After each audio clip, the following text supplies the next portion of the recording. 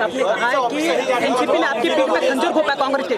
आपने देखा होगा कि जो 65 में सरकार बनी थी उसमें भी खुद राष्ट्रवादी उसमें इन्वॉल्व हुई थी, लेकिन 80 गड्ढे में वो सरकार वापस आई। उसके बाद शरद पवार जी हो या उद्धव जी हो, ये हमारे नेता सोनिया जी से मिले और उसके बाद उन्हें महाराष्ट्र में सरकार बनने का जो न्योता दिया, उसमें सोनिया जी ने खुद कहा कि हम बीजेपी को रोकने के लिए महाराष्ट्र में सरकार बनाने के लिए तैयार है।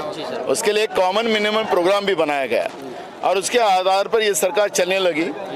लेकिन 2-2.5 साल में फिर भिवंडी के हमारे 19 महानगर पालिका के मेंबर हो, जो सिटिंग मेंबर राष्ट्रवादी अपने साथ लेके गई।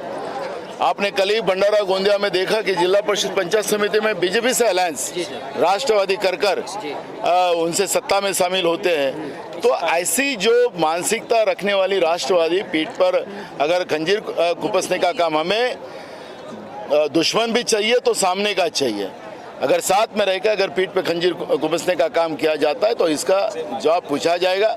हमारे हाईकमांड से इस विषय पे पूरी चर्चा हम करेंगे और बाद में हाईकमांड के आदेश के आधार पर निश्चितपणे जो भी हाईकमांड आदेश देगा उसका निर्णय लिया जाएगा। आदिवासी पत्र मिलने के बाद में गृह मंत्री से मुलाकात की बालानंद ने कहा है कि अगर राज सबको कुछ होता है तो महाराष्ट्र चल जाएगी। देखो, इस कांग्रेस ने ऐसे ही ये भूमिका ली है कि जो राज्य का तमाशा बनाने का, राज्य में जो नौटंकियां शुरू है, केंद्र की बीजेपी की सरकार का फेलियर छुपाने की कुछ कोशिश की जा रही है, उसके बारे में जो भी लोग कर रहे हैं उनके बारे में हम कुछ नहीं बोलेंगे। उसके बारे में हमको कुछ वक्तव्य नहीं करना। आजाद मैदान में ओबीसी के आरक्षण को लेके एक आंदोलन किया गया, जिसे मुंडन आंदोलन का नाम दिया गया। यहाँ कई लोगों ने मुंडन किया, अपनी हक को लेके यहाँ नाना पटोले के पास शिकायत दर्ज कराई और इन्होंने ये धमकी भी दी है कि अगर इनका आरक्षण नहीं दिया जाता है तो ये जगह जगह चक्का जाम करेंगे। मुंबई से दीपाली